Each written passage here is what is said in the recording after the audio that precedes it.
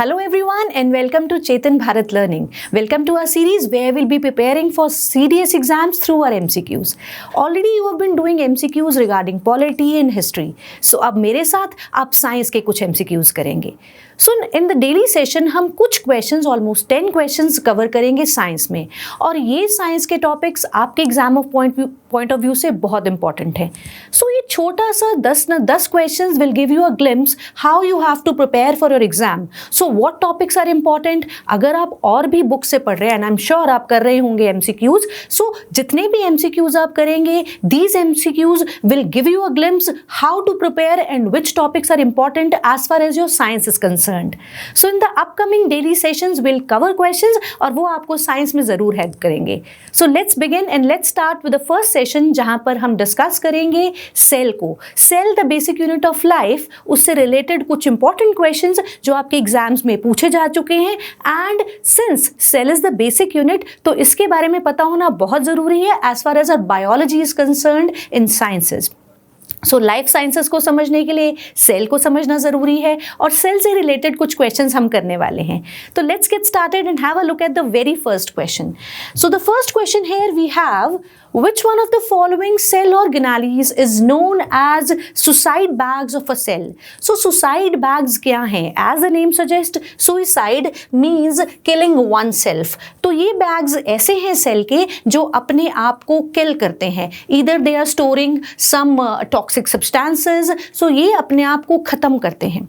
सो ये suicidal bags या suicide bags हमारे सेल के कौन सा कंपोनेंट है? These are lysosomes. So please remember lysosomes are called as the suicide bags of the cell because they contain some of the toxic substances या unwanted चीज़ें हैं जिन्हें सेल अपने अंदर से बाहर निकालना चाहता है.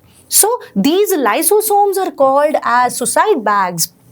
Is it fine? So दूसरा नाम लाइसोसोम्स का suicidal bags. So let's move further and have a second question.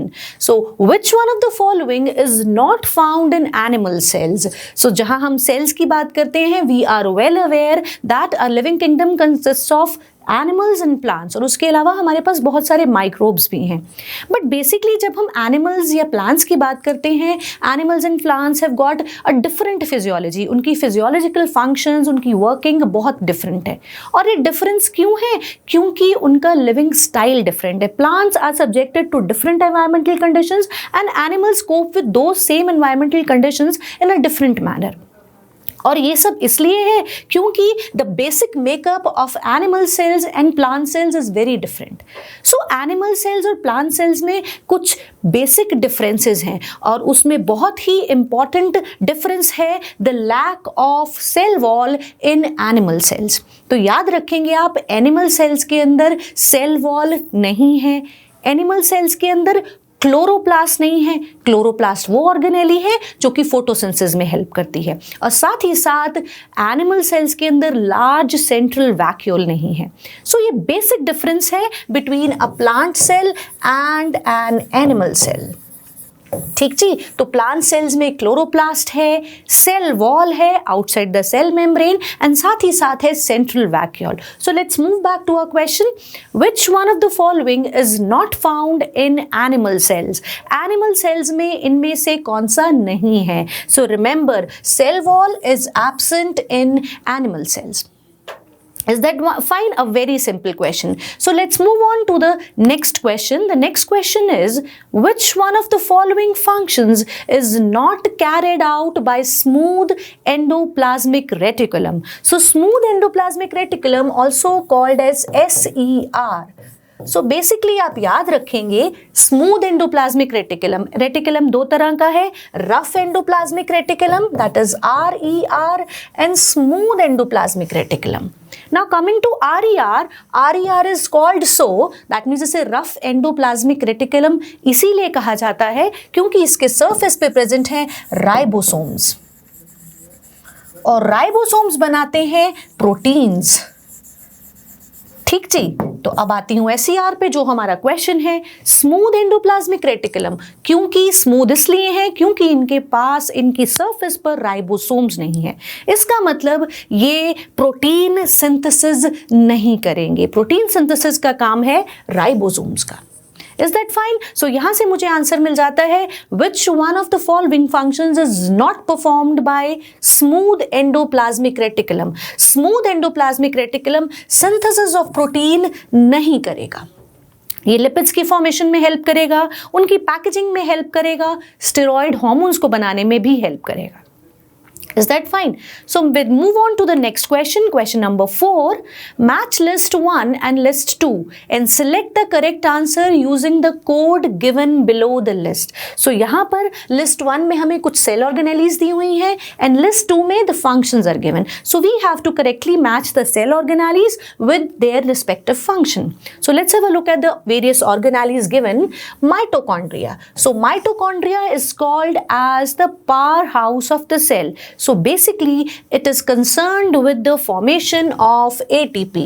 So हमारे पास पहला आंसर हम आ जाता है mitochondria A linked to 4. So options rule out करेंगे, A और B ऑप्शंस नहीं हो सकती. अब हमारा आंसर होगा इधर C और D. So let's move ahead, अगली ऑर्गेनेलीज देखते हैं. Chloroplast. Chloroplast, as I told, is the organelle which contains the green pigment of the cell, which is responsible for carrying out the process of photosynthesis. So हमारे पास B option के साथ, B के साथ match करता है number 1. So answer यहाँ हमारे पास C आ गया है, राइट. दो ऑर्गेनेलीज को समझने से मुझे आंसर तो मिल गया. But let's have a look at the other organelles as well. So ribosomes, as I told, it is associated with protein synthesis. So C is associated with 2. Right. Then we have got lysosomes जो कि intracellular digestion यानी कि toxic substances को या harmful substances को digest करने में help करता है. क्यों? क्योंकि lysosomes suicidal bags, they contains the digestive enzymes, right. So D is associated with 3. So answer here is option C. Option C gives the correct match of list 1 with list 2. Is that clear? We move on to the question number 5. Which one of the following cell organelles contains DNA? अब यहाँ पर एक बहुत important fact जो आप याद रखेंगे, the mitochondria and the chloroplast have DNA. Generally अगर हमें याद हो सेल का स्ट्रक्चर, तो सेल में DNA प्रेजेंट है इस न्यूक्लियस के अंदर in the form of chromatin network, and बाद में यही क्रोमैटिन नेटवर्क क्या बनता है? क्रोमोसोम्स. बट 2 सेल ऑर्गेनेलीज ऐसी भी हैं सेल के अंदर जिनके अंदर अपना अलग से डीएनए प्रेजेंट है, और वो 2 सेल ऑर्गेनेलीज हैं माइटोकॉन्ड्रिया एंड क्लोरोप्लास्ट. इसीलिए माइटोकॉन्ड्रियन को, या माइटोकॉन्ड्रियन इज सिंगुलर, माइटोकॉन्ड्रिया या माइटोकॉन्ड्रियन, इन्हें सेमी ऑटोनोमस सेल ऑर्गेनेली भी कहा जाता है. क्यों? क्योंकि इनके अंदर एक फ्रैगमेंट ऑफ डीएनए प्रेजेंट है. Is that fine? So fact to remember, the organelle which contains DNA apart from nucleus, nucleus को छोड़ दें तो दूसरी सेल ऑर्गेनेली कौन सी है जिसके अंदर DNA होगा? वो है mitochondrion. So option B is the right answer. Is that okay? Let's move ahead. We have our 6th question. Which one of the following statements regarding histone proteins is correct? So सबसे पहले तो I must know what are these histone proteins. So histone proteins basically associated हैं DNA के साथ, यानी कि nucleus में जब क्रोमैटिन मटेरियल यानी कि DNA पड़ा है, वो अमाउंट ऑफ बेस पेयर्स जो हमारा जेनेटिक मटेरियल है वो बहुत ज़्यादा है, अबाउट 1.3 बिलियन बेस पेयर्स हैं. अब इतना सारा डीएनए अकुमुलेट करना है इन स्मॉलर एरिया न्यूक्लियस के अंदर. So obviously DNA has to undergo lot of binding, और उसे बहुत कंपैक्ट होना पड़ेगा, और इसी काम में हेल्प करते हैं हिस्टोन प्रोटीन्स. हिस्टोन प्रोटीन्स क्या है? एक्चुअली हमारा DNA that consist of a beaded structure. So beads जैसे माला बनी हुई है मोतियों की, दूर दूर ये मोती हैं. सो ये जो आप सर्कुलर कंपोनेंट्स यहाँ देख रहे हैं, these are actually histone proteins. These are हमारे DNA is wrapped around the histone octamer, यानी कि हिस्टोन प्रोटीन्स 8 उनकी एक बॉल बनी हुई है और उनके आसपास जो है डीएनए वाइंड कर जाता है. सो ये ball that is nucleosome, this helps in the packaging of DNA. close packaging of DNA. So histone proteins are associated with DNA. They are present in nucleus is in association with DNA. काम आपको समझ में आ गया. Histone octamer packaging में help करता है, DNA को compact करता है ताकि more amount of DNA is present in the smaller nucleus. So option B is the right answer here. Is that okay? So let's move on to the next question. Lysosomes पर फिर से question है, is formed from which of the following cell organelles? So remember, lysosomes pinch off होते हैं, टूट जाते हैं from the Golgi bodies. Right? So Golgi apparatus helps in the formation of small vesicles which are also called as lysosomes. Is that clear? So we move on to the next question. Next question is, which one of the following elements is essential for the formation of chlorophyll in green plants? So chlorophyll green pigment, और इसके structure में magnesium एक बहुत important role play करता है.